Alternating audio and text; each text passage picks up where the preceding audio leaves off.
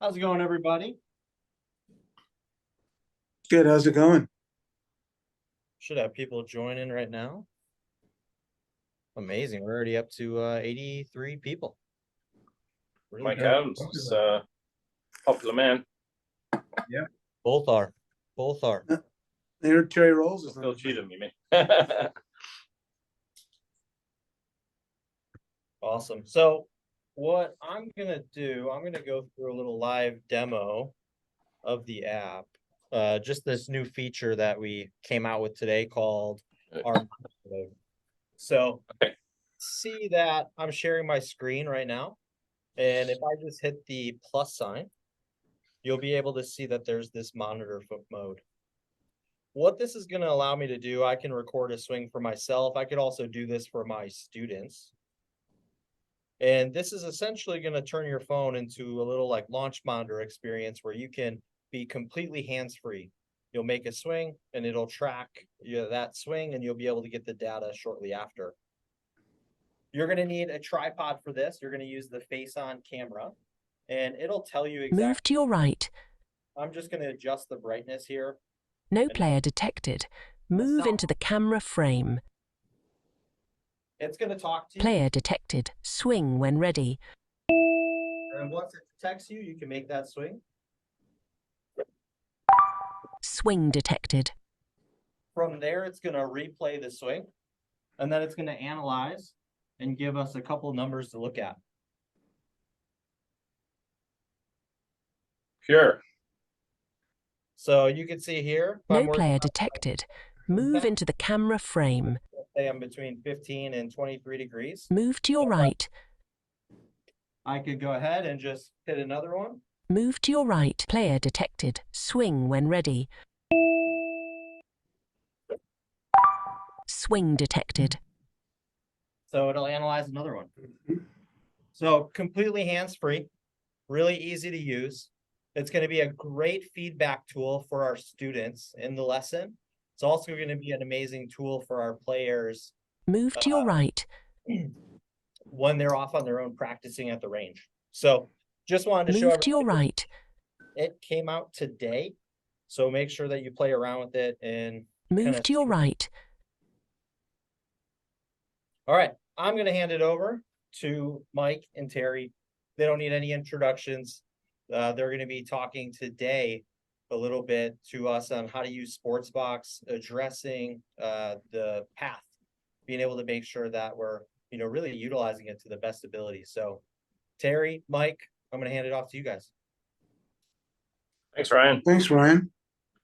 That looks really cool. Every day you have something new for us, Ryan. It is pretty cool. I've been messing around with it today. I used it in a lesson today, and it was amazing. Yeah, it's nice to have things that replace words, because communication is a big limiting factor of our ability to teach. Absolutely. Are we on your screen there, or you still got Sportsbox? I should have taken it off, so you should be able to share your screen. You should be good to go. Yeah, we'll just talk for a little bit first. So we're going to talk about the second part of a three-part series that we're doing about dynamic matchups, and sort of explain how Mike and I see a golf swing like a little bit like a math puzzle. So every single variable in the golf swing, has some effect on the face and positive and negatives. Right, positive, negative on path, and then positive, negative on attack angle. And we have to understand those, how to sort of twist those dials in order that someone can move with energy and in the right direction. So you want to talk about how you sort of think about that, Mike, in terms of matchups? No, go ahead. Okay, so Mike's just coming off flu, so I forced him. Not coming off it. I still got it. forcing him to work today. So when we look at a golfer, a lot of people, they'll start a lesson looking at the launch monitor numbers, which for us is very much the outcome. We're always looking at how we assess somebody and work out what movements they are able to do most dynamically and most consistently, and then we start building our our philosophy around or our mechanics around what sort of influences their body has on the golf shot. Now, obviously, for them to hit a straight shot, just the same as everybody else, we need a zero face and zero putt and the correct attack angle for that shot. But we start earlier in the sort of cause and effect chain, and according to the way someone moves, they have potentially got, if we assume they aim straight, they have a net left or a net right swing. So humans are not railway lines, and if I were to pick out two things that made people worse over the last 30 years, one would be the railway lines. Correct. Right? Stand on it, so everything has to be square, and swing down it would be another one. And the other one might be attack angle. We don't believe that every single person given a square stance should be hitting up on it. Some people hit down on it, some people hit up on it. But the key is knowing who it is that does which one. So in terms of this session, we're calling it path shifters. Now, obviously, we understand path is a three-dimensional number, which includes swing plane, swing direction, and attack angle. So we're going to call it path shifters, but really what we're mainly talking about here is the swing direction component. So if you want to think about that as sort of Ben Hogan's pane of glass, where's the baseline pointing? Basically from sort of waist high to waist high. So that's really the component we're talking about here. And we're going to talk about different variables and how they, how we can twist the dial up or down. So we look at it like this. We have openers and closers that we talked about last time, path shifters, and steepeners and shallowers. Obviously, Hardy has talked about in the past. And we're always working out, okay, what series of path relationships do we need to line up that we can add energy to the system? So that's where the dynamic matchups comes in. There's two sort of ways to look at it. We got it from our friend Billy. It's called offense and defense. So can we add energy with this matchup, or are we taking energy away? And that's where the dynamic sort of piece comes to it. So that sort of sets us up to say, okay, we're looking at positively, we're looking at things that add energy to the system and, generally make the golf swing less effortful. And, how do they affect path? So obviously the biggest one is aim, right? Mm-hmm. So where we aim is the biggest effect. I'm going to talk a little bit about how that works with Sportsbox. Sportsbox doesn't know where the target is, but it knows where you are. And Phil, correct me if I'm wrong, but the zero line is basically the ankle alignment. And so, which is kind of interesting. There's two different ways to look at this, because I'll tell a story about a study that we were doing. So Phil and I were in Sunridge Canyon in Arizona doing a study with the AMM system, which measures relative to the target line. And I wanted to find out how, what 3D metrics come out of somebody intentionally curving it. So we have pretty good players. They'd hit 10 big fades, 10 big draws, and 10 whatever their stock shot was. And then we measure, Sportsbox, AMM, everything to find out what were the variables that most closely linked to the path. And this was sort of the genesis of this presentation. And at that time, we'd worked out how to measure the grip. So obviously a curve, an intentional curve has some amount of path and some amount of face. So we worked out how to measure the grip. Phil had worked it out following our discussions. Thank you, Phil. And we also were able to measure the stance line and a line between the ankles. And those were relative, that was relative to the target line. So initially, the first result was, oh my God, look at the difference in the turn of somebody that has, a fade and a draw. But the difference was the turn relative to the target line. So because the person stood 10 degrees open, it seemed as if their turn was 10 degrees less, but it wasn't. It wasn't. But interestingly, we knew that because Sportsbox is not measuring to the target line, it was measuring to the person. And so purely looking at the person, we were able to see the true number, which was basically the same. So there's no difference in the backswing turn numbers for a fade and a draw. So that was an interesting study. And it went to show that those players, 10 players hitting 10 shots, were using stance alignment primarily to shift their path. And a lot of the sort of theories that, I had weren't entirely true. So a lot of the things I thought would change actually stayed consistent. So the face to hand relationship, which maybe after another 5 years, people will adopt that one, Phil, is the grip. So people would, open the face in their hands or weaken their grip. It's the same thing. And then aim left with their stance to hit a fade. And, they'd close the face in their hands, or they'd strengthen the grip and aim right for draw. So it was actually a very unexciting result, but, it's very simple. So interestingly, you could have someone like Jack Nicklaus who said, I move my trail hand over for a fade, which effectively is Opening the face, but respecting his biomechanics, right? So he can still, swing down and left.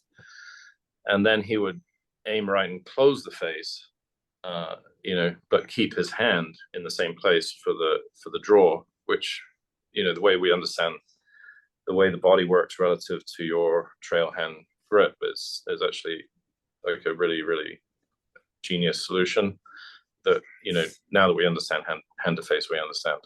So relatively unexciting, but we're going to talk about some other things. That's just a reference to say that, Sportsbox and AMM measure slightly differently. And so therefore, we saw turn numbers different, but they weren't really different. Hip rotation speed was a little bit different. For fade, it was slightly faster rotation. And for the draw, the shaft rotated a little bit faster, obviously. So pretty small differences, to be honest. So it was kind of interesting, and it really goes to show that, people swing their swing. So Mike, aim is the first one. As everybody knows, Mike and I very well known for talking about the grip, but I don't think people realize, how many pieces are involved. When we say grip, we're not just talking about, the orientation of the hand to face, because talking about the elbow, talking about the arm, shoulders. So we've got some measurable things that we can look at that are affected by the grip, that therefore affect the path. If you put your hand out like this and turn your hand down, so I'm going to weaken my trail hand grip, my elbow moves out, pops out a little bit, right? So now, but what do the shoulders do? So that also opens my shoulders. So my shoulders are now more open to my pelvis, and it also reduces my side bend. Correct. Right? So we got a whole adaptation of the upper body in response to having this grip. The handle will be slightly lower, so you've got a down the line shaft plane number on Sportsbox, and it also has less shaft lean. So we also have a shaft lean number on Sportsbox. So there's a lot of things just in the setup position that are relevant, to somebody adopting a different grip. If it goes this way, it goes the opposite. Right. So it's funny because I often name things, and Mike's like, I already had a name for that like 200 years ago.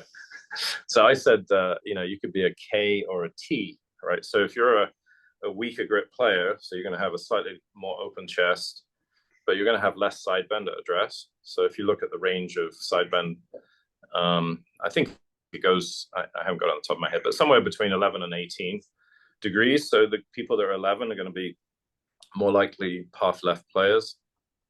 And we talk about that, more like swing direction left from their aim. We're going to come on to, even though that somebody is predisposed to swing more to the left, we can adapt their setup. But, the grip has a huge influence on that. Yeah. So eventually we deliver the club in the end with the wrist, right? So again, some of those things we can measure. So a K or a T basically would mean if I were to set up with a stronger grip, so I'm going to put my elbow more under, more in, tuck it in. It's kind of an epidemic these days. Okay. I'm going to end up with more side bend, lower open chest to pelvis. I think we should probably give that a good name so that we can put that into Sportsbox as a relationship, like X Factor. So it's kind of set up X Factor, and it really is a big influence on swing direction. Phil, we have a group discuss the relationship between swing direction and variables of the golf swing, and that was one of the things that came up as a higher correlation, and the other one was sway gap, which I'm going to come on to. So setup for us means the grip, so the body is contributing to the direction of the golf swing direction, attack angle, but so is the action of the Right hands and hand. the arms. So, if you look on Sportsbox down the line, somebody with a stronger grip is going to have a slightly higher, shaft at address. So if you And somebody with it right, is going to have a lower hand.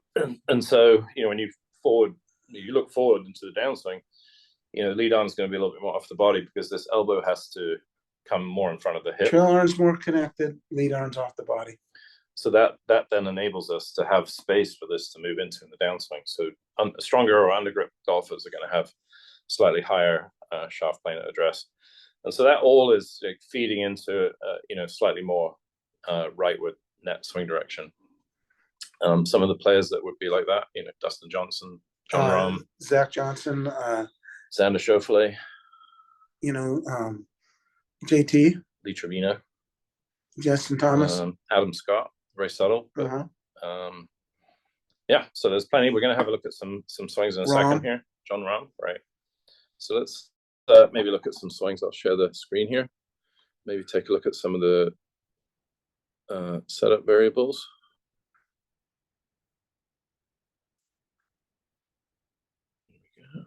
Okay. So, Mr. Average here. So we got Tiger Woods here, of course. So when we talk about sway gap, there's really setup, top of the backswing, transition, through impact. There's really 4 sway gap areas that we look at. So we can see here, Tiger's slightly higher than average sway gap at address. 2.7 is on the higher side. We know that, Tiger likes to hit it high. So I think maybe he was trying to hit a higher shot, but that is going to have a right path effect. So that's more of what we would call a K. Let's see how my drawing skills are live here. So the K would be something like, this is straight, and then, he's got sort of a K in this way. So reverse K, I think people call it. So no one's going to be buying that. There we go. Oops. Yes. Sorry. Live drawing skills. Okay, so we can see just a little bit more than average. So he pivots around his, sway gap, and this is, I haven't sort of set this in stone yet, but it seems like people are sort of keeping their sway gap to the top. Somebody who's set up more to the right, top of the backswing, their upper body is a little bit more behind the ball. And those are 2 sway gaps. So this for me would still be, this is all a slight right path, right swing direction, sway gap. This is a really elite move now. As he moves through the ball, or through transition rather, watch the sway gap number. It's going to stay about the same. So pretty close to 0 until he gets to about, club vertical, which Phil and I talk about. Phil named it. We talk about so many important things happening around here. It's pretty close to peak vertical force on the lead foot. It's peak rotation speed of the pelvis. There's many different great things happening here. One of the things that happens as those 2 things, so as he starts really pushing at his hardest, the pelvis is at its lowest, probably just about here. So as he starts pushing, the gap is actually going to increase, so the sway gap is increasing. So that would be a dynamic sway gap. That would be a matchup for, a positive matchup, let's say, where, there are other golfers who potentially have a mismatched grip or whatever. And for us, grip controls, when the face squares up. And so if you have a mismatched grip and the face is closing too early, a lot of people hang back, right? And so we'll have a look at somebody here. So sway gap, just to give you an idea, there is something at impact address, generally, and again, jury's still out, but I'm seeing a lot of people have it about the same at the top of the backswing. So that's why, if you're a strong grip golfer, you want to make sure you got some right side bend here, which is a slight combination of pelvis towards the target, upper body away. If you're a weaker golfer, a little bit less than negative 2.7 would be good. Now to the top, we're going to keep it through transition. We're going to be so Tiger through this phase was really good at pushing with his right leg. So he kept his gap. And then as he reached, peak hip rotation speed, lowest pelvis point, then he would be pushing back, and we see his upper body pulling back on the club. So club probably is weighing, upwards of 150 pounds at this point. So it's pulling on him, he's pulling back on it. And in order to hit the center of the sweet spot, he has to push really hard to resist that. So that's Tiger. She's done a Yeah. great Terry, job. can I jump in and quickly mention that we had a question on what sway gap is?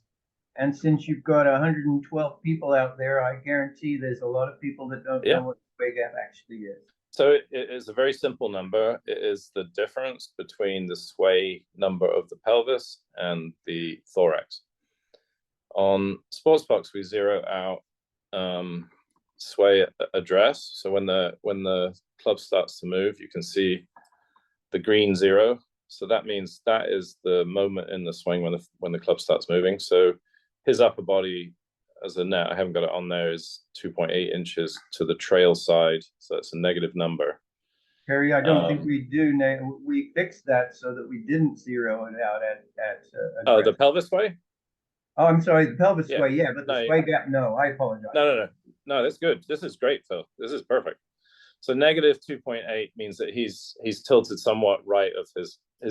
So the way I explain it is if you had a piece of string coming down from your shirt buttons to your zipper, His is going to angle to the right. If it's hanging down to the trail side, that's going to be a negative number, and if it's hanging down to the lead side, it's going to be a positive number.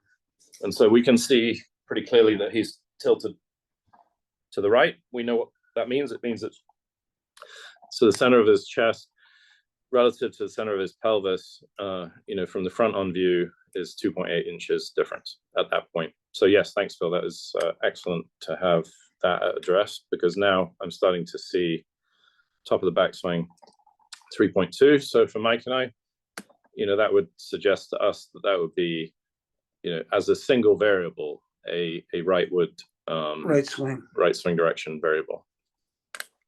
So let's look at somebody else. Russell Henley's got a great golf swing. Let's see.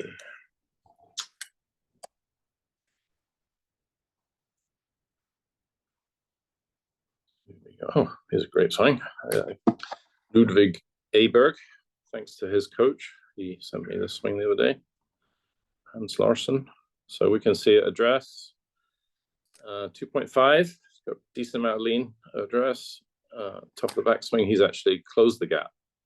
So that's kind of what I would expect. So for us, he would have a slightly, more on top grip than 0. path left. Slightly more of a path left move. So through his backswing, he's recentered to a spot which is actually slightly more stacked, which actually, in honesty, I would say he probably should start a little bit more there.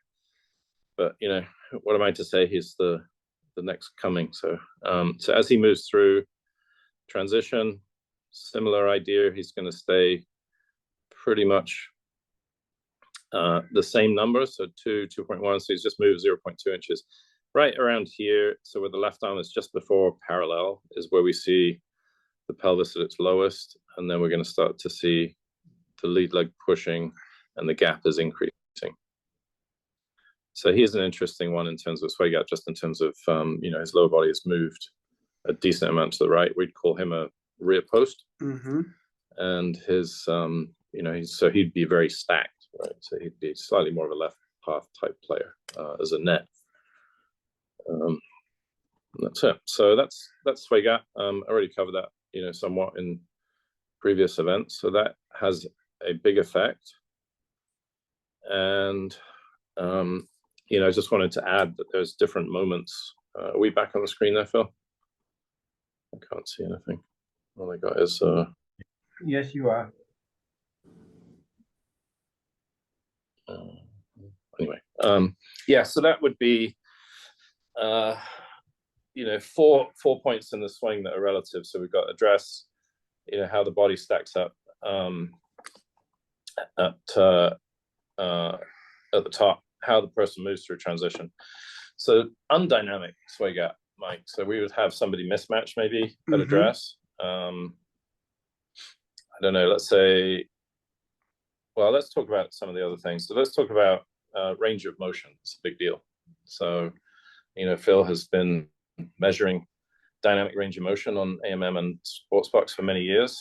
And, as a general rule, if we look at, young golfers, where we see a lot more mobility, then the big stretches between the joints, something like X factor, for example, or X factor at every joint almost. So high range of motion is going to be, a path right variable, right? So what do you do with your kids when they get a big path right through their mobility? Well, you can open the stance up to get them to more down the line. You can let them live with it, which is actually a good thing. Because they'll hit it farther and try to hit up on it. I mean, Tiger went through a phase where he tried to hit up on it. That's what happened to Brooks Koepka. He changed his position on his grip so he could hit up on it. A lot of times we get people shifting their own path because they're trying to do something that they've been told will help them hit it farther. In reality, it will help certain people hit it farther, but not everybody. So some of the golfers who would have a high range of motion just on the PGA Tour, someone like Sergio or actually Adam Scott, Rory McIlroy. Yeah. So we're going to see, their arms lowering, not necessarily, shallowing the plane, but the hands will be deeper and lower. And, that makes it really important for the golfer to be able to, push the club back out in front of them, right? Because it's stretched all this distance behind them. And the lower body action that associates to that is pushing up, right? Right. So a lot of the young kids who are very flexible tend to jump or extend their legs, lift the pelvis. Which is actually a good thing. Which gives them some ability to push the club steeper. Stabilize it. Right. So those two things really offset each other. So, if you've got somebody who's extremely, big range of motion, opening the stance, but making sure that they're pushing up. Right. So the legs are extending and the pelvis is lifting. I think that's an interesting piece. And there's phases in their development where they're stronger with the lower body, more mobile with the upper body. Somebody who they probably lack some strength in their upper body in order to close those gaps that have been opened. So their pelvis is going to open up first. They've probably got 70, 80 degrees of X factor through transition. You need to have a pretty strong core to be able to close that gap. And then their shoulder is going to stretch, and then their wrist is going to stretch. So all those things really do have an effect. And the people that, if you teach a lot of juniors, you're probably very aware of what we're talking about. Mike teaches both ends of the spectrum. He teaches some of the world's best juniors, and at the other end of the spectrum, some of the world's meatiest of meatheads. So we'll see that when somebody doesn't have a lot of range of motion, then they don't have the ability to separate those segments, through the transition, and as a consequence, they're sort of chopping wood. Well, they're very stiff and they're very upper body oriented. So same thing, but reverse, right? We try and we close their stance.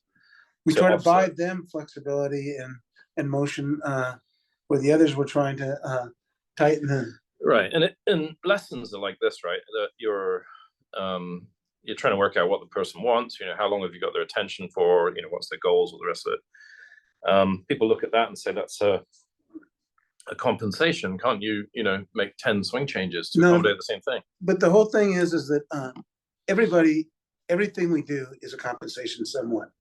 All we're trying to do is adjust so they can attack the golf ball most dynamically and efficiently. If they don't have any flexibility, then we add flexibility by closing the stance or moving them off the ball. If they have too much flexibility, we'll do the opposite. We'll open it up to tighten things up. I mean, everything we're doing is to try to allow them to be more dynamic. And if you're not blessed with it, you don't say, well, you're out of luck. Can't do anything about it. We work on different metrics and help them to find one that works best for them. Yeah, it could be a combination of factors that you say, well, you know what, That's the art of teaching. that's right, that's your fade, you're hitting low fades, and that's just the way it is. Or you know, I really want to hit a draw like Bad's. Perfect example. Yep. So Bad's had some left path variables. Right. When you tell the story about. Oh, he right hand is very much on top. He's stacked. He's a front poster. Everything he has wants the club to go to the left, but he wants to hit draws. So we had to create. We dropped his right foot back to create a shallower, allow him to a path right swing direction, and we got him set a little bit more behind it, and as a result, he was able to hit his draws and stuff, and we did it without hurting him. And all we did was create what was missing. I always look at it like you know, the snow is melting on top of the mountain, and the river's coming down. It like a golf swing kind of wants to take the path of least resistance, and adding rocks in the way, because you know you have this philosophy, doesn't always make it flow more easily, right? And so in that case, you know, his club flow was a lot more effective, which comes to my next point really, which is saying, okay, you have extremely mobile, maybe weak people, right, that have a lot of path right. Maybe you have people that have, you know, short range of motion, a lot of power. They're chopping wood. So those are like the opposite two ends of the spectrum. I had both of them today. Well, teach as many lessons as you do. You get everything every day. And then the other thing that Mike just touched on there, which is actually a really big deal, is stiffness. And stiffness is a contributing factor to range of motion in the same way, right? And so Mike and I, you'll see us doing a lot of flow drills, and it was actually interesting to connect that story of Bads to flow drills. So we do 3, 4, 5 swings in a row. I had a guy do 100 in a row once. Well, that's because you were bored with him. He wasn't. It wasn't. The snow wasn't melting. It was an ice cap, you know. So we had to keep chipping away at it. So the point being is, if you get somebody to do 4 or 5 swings in a row, you know, it's hard to be tight and do that, right? And you know, so anyway, so Bads did his 4 or 5 swings in a row, and so it's really funny, you know, when I do my 3, 4, 5 swings in a row drill, my feet go like this during the drill, right? And so now he comes back and he goes, you know, my feet ended up exactly in the place where you put them through just loosening up the swing. So I find that you know, the more closely you can get somebody set up to their style, and you know, there are things, you know, Mike and I obviously talk a lot about different styles of swings, but there are also differences between handicap ranges generally, right? Right. And stiffness is one of the biggest ones. But that could be intentional stiffness. You know, you're trying to restrict something. It comes back to offense and defense. You know, instead of fixing the technique and allowing the river to flow or the club to move freely, you know, people are guiding it and blocking it, and they've keep your arm on the body. So there's all sorts of tensions built into the system, right? Which is a very common thing that Mike and I come across. So, you know, so when we go between the handicap ranges, I would say there are movement quality aspects related exactly to golf. And, you know, we all know that when we've taught really good sports players from other sports, they have these movement qualities that enable them to create separation of the body parts and have, you know, sort of a fluid you know, sequential movement. You know, when I watch you know, a really good baseball pitcher, it's unbelievable how, you know, the hand basically goes 100 miles an hour, and you know, it doesn't look all that hard, right? But because they create this stretch and then shortens sequences that makes it look efficient. Now, you know, from a grip standpoint, you know, just quality of grip, right? So I've been talking a lot about people gripping it in the palm or the fingers. You know, can they use their wrist, which is a big transfer of energy. If it gets too stiff, you know, they're going to come down too steep. If they're keeping their arm straight, you know, it's likelihood it's probably going to come down too steep. If they're trying not to rotate their pelvis, you know, their hand path doesn't go in. So there's stiffness through intent, you know. Well, it's funny because I had somebody that I taught 20 years ago, and they were always overswinging and stuff like that. And so we were doing everything we could to shorten the swing. Now they've lost all this flexibility. They said, you know, were you shortening anything you could add back to it? I have a really good friend of mine, you know, he has the shortest swing in history. And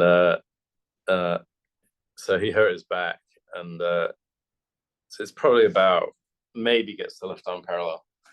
And so he hurt his back, and he went to the physiotherapist. He says, okay, we're going to have to talk about maybe, you know, giving you a half swing. And he's a funny guy. He goes, well, how are we going to extend my swing to a half swing?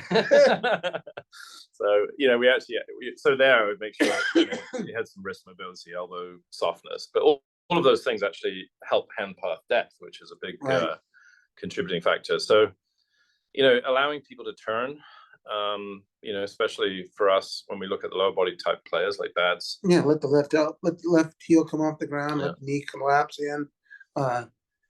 Just everything we can to increase rotation. And according to their lower body style, right? So you got a rear post, you know, like I said, let the knee go across. Right. Front post needs more depth. Right. You know, bigger hip turn, allow the right leg to straighten. Or close the stance. Or close the stance, both, probably. You know, center post golfer needs rotation. So like Mike Duffy says, you know, create rotation, you have to create space.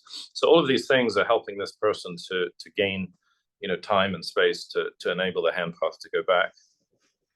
So that's that. So let's see what we got on Sportsbox here real quick. So I took some pictures of people's ranges, and I promise next time I'll have some LPGA. We just uploaded a bunch of LPGA swings. So let's see who we got here. Scotty Scheffler. Oh, that's a beautiful swing. Oh, here it's in my thing here. So we can see, let's see what we got here. Oops. Hold on a second. Okay, there we go. Show the differences in Rory. Yeah, I'm going to come on to that variable. There's some Rory differences. So I'm going to talk about pelvis. I'm going to come on to these ones.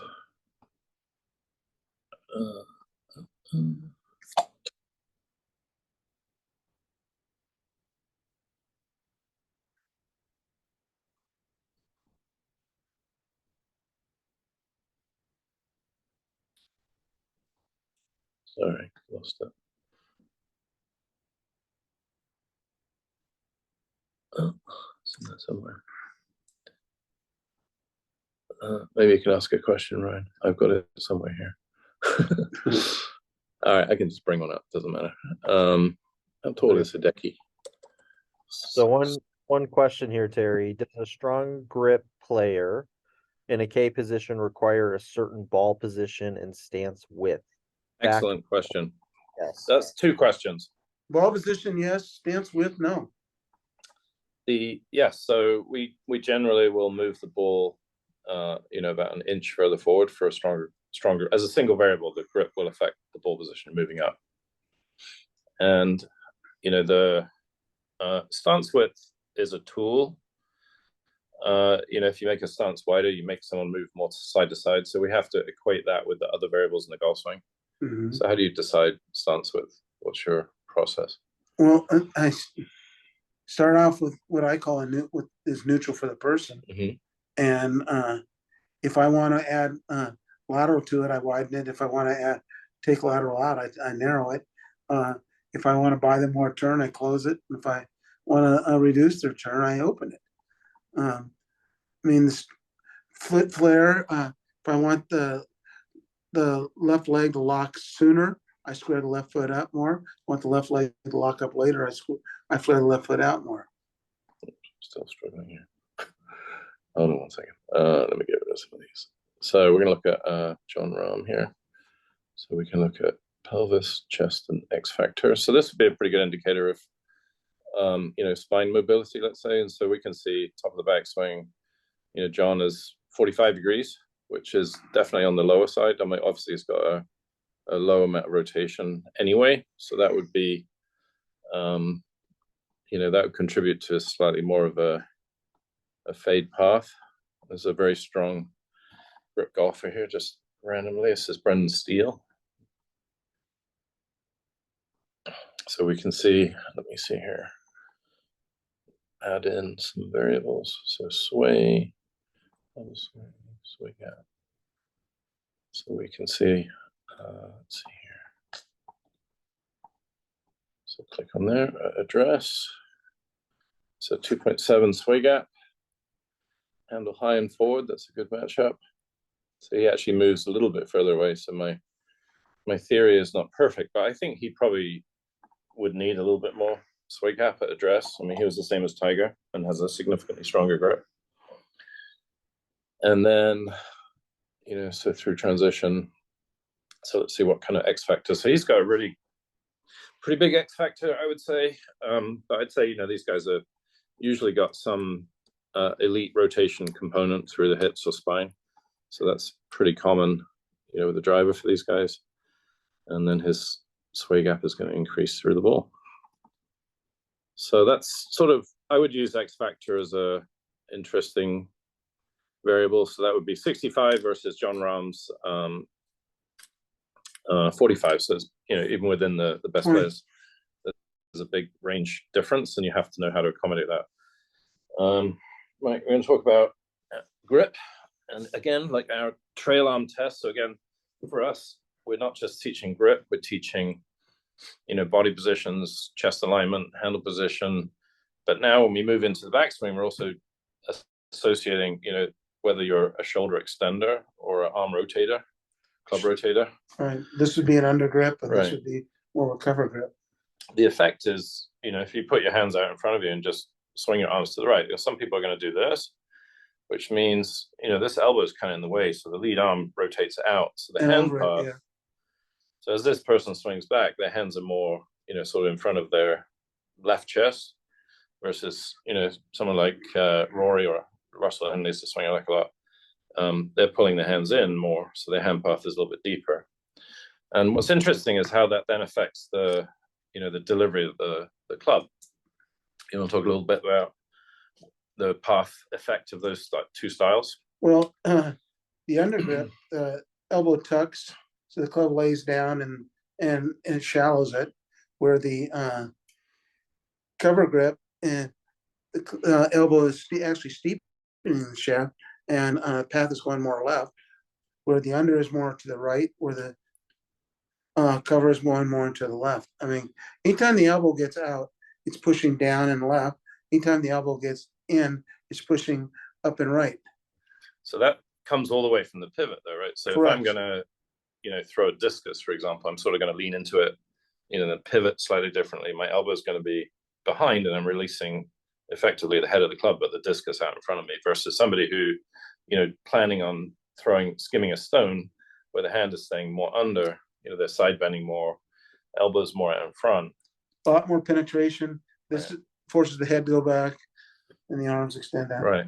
So when we're talking about, you know, how this is all working, it's a whole body. So people who are, you know, more on top and the elbow pulls in, the hands are deeper, they're also more stacked. You know, they have a smaller sway gap at the top. So the hands stay deeper, like Rory, where his elbow, you know, used to be a lot more behind his shirt seam, or Scheffler or Jim Furyk, or yeah. And then as a consequence, the head of the club starts kicking out. So think of Sergio, and around the corner. So that release style is sort of deeper hands, you know, but the head of the club is curving to the left earlier, versus somebody who's got more trail arm penetration in front of their body, the head of the club's a little bit more behind, then that's going to extend more out to the right. So, you know, the way that your trail arm works in the backswing has a big effect on the depth, but the depth is interesting because when we really measure swing directional path, we're measuring the head of the club. It's not just the hand path. And so as a consequence, the head of the club's either throwing around the corner or wanting to get, you know, pushed out to right field a little bit more. I'm going to show one more interesting variable here I've been looking at in terms of another Sportsbox metric.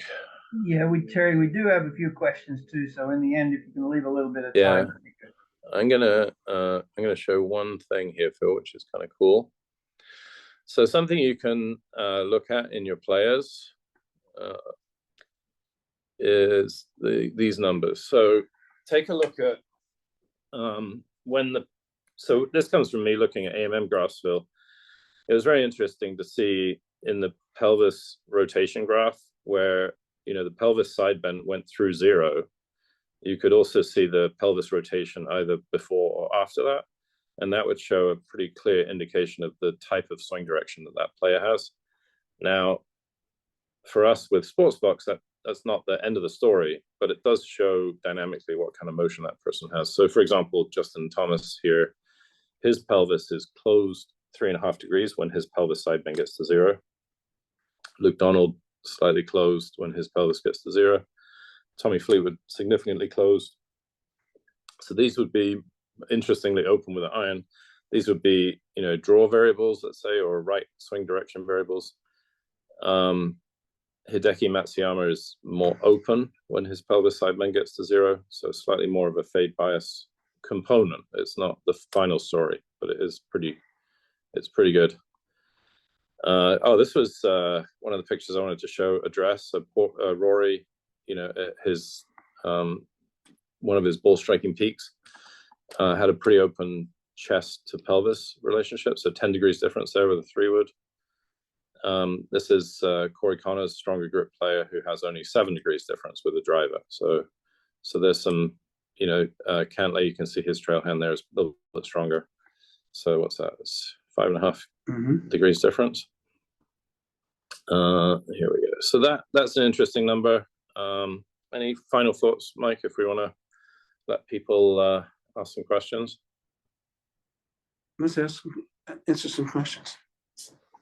I think the final part is just to sort of close the gap is swing gap, is making sure that, for example, when we did the grip study, we'd have people close the face and hit it straight and then open the face and hit it straight. One of those is more easy than the other one. And so, for example, if I have a pretty weak on top trail hand, so if I go strong, my face wants to close.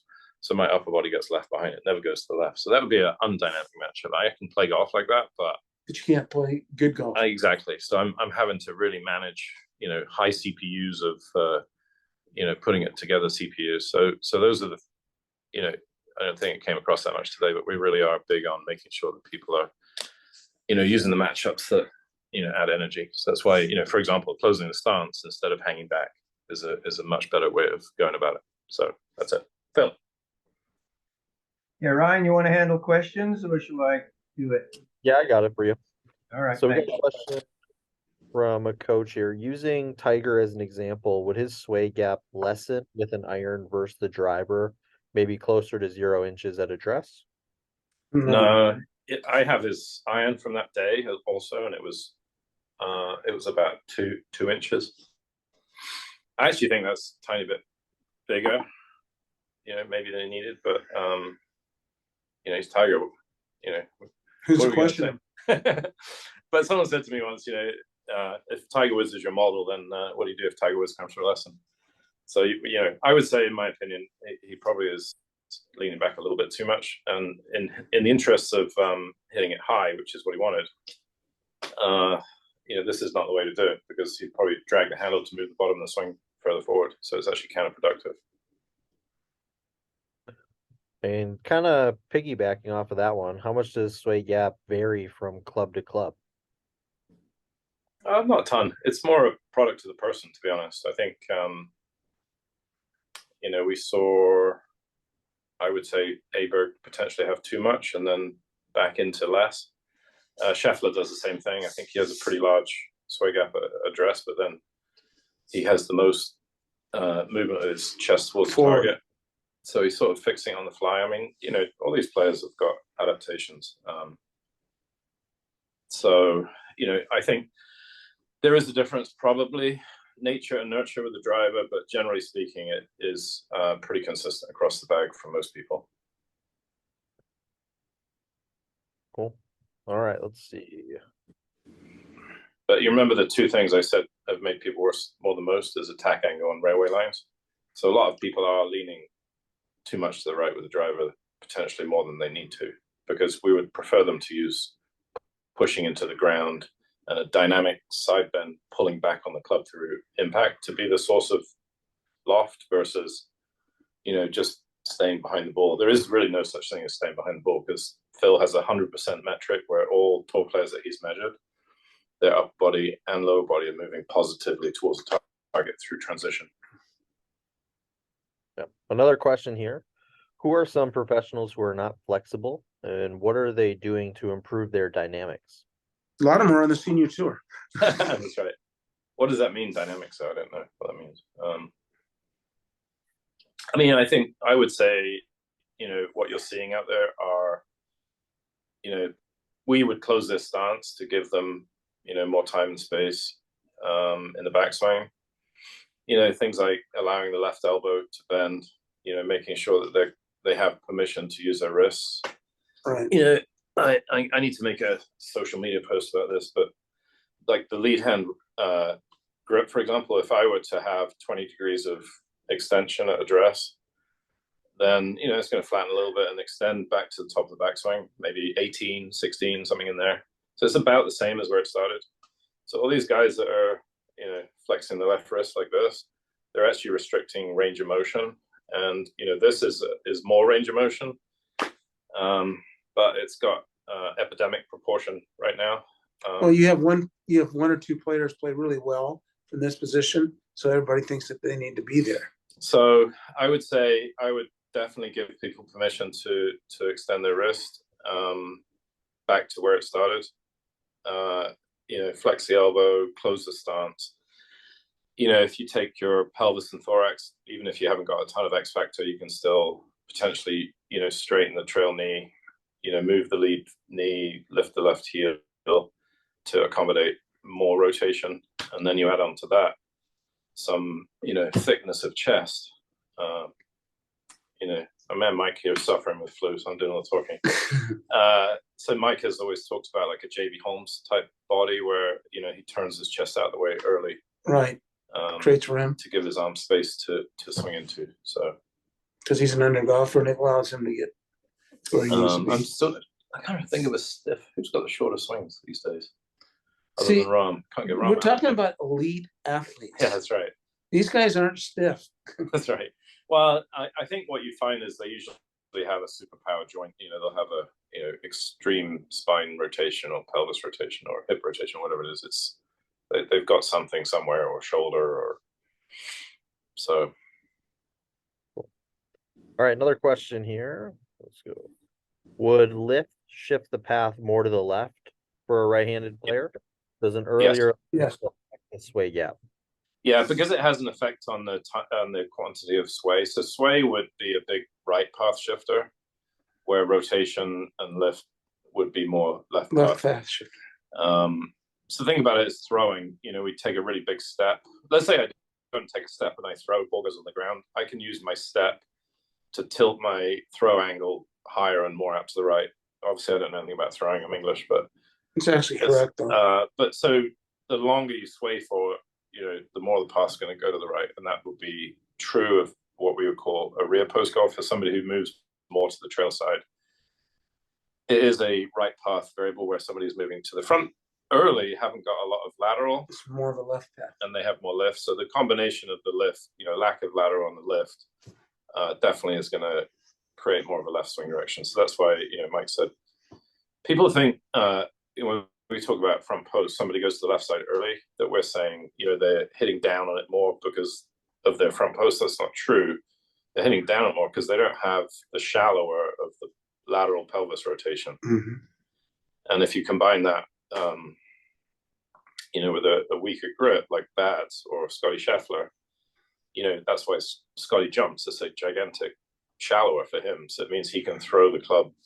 He releases it extremely early and creates room. So that's a big shallower for him. All right. Another question here. Earlier, you guys mentioned narrowing / widening the stance to get peak vertical in the lead leg sooner. He lost you for a second. It wasn't narrowing and widening. It was flaring and squaring. Okay. If the left foot is flared more, the leg locks up later, the left foot is square, the left leg locks up sooner, so the peak vertical will happen sooner. Perfect. Let's see. Let's do one more here. Well, let's talk about peak vertical as one of the, I have to come up with a name for these, but things like chicken wing, upper body hang back, early release, over the top, they're all things that occur because of other things happening before them. So, the late vertical or late pelvis lift, can be a thing in its own right, and you just fix it, fine. But it could be a product of something else, right? So if somebody potentially is, too steep or face is closed, then they're going to slide To try to open the face up. past the point where they can push, and then the so I think you look at peak vertical timing, it's very much probably a linear relationship between the quality of the golfer and the timing, and there's a lot of undynamic matchups that go into that, potentially to cause that. So we're usually fixing things before we get to the peak vertical. Cool. Thank you for that, Terry. I'm just going to show one last thing inside the app since we did have a couple of UI changes. These are some pretty cool features that you guys are going to like when it comes to the avatar. So I'm just going to share my screen here quickly so that everybody can see this.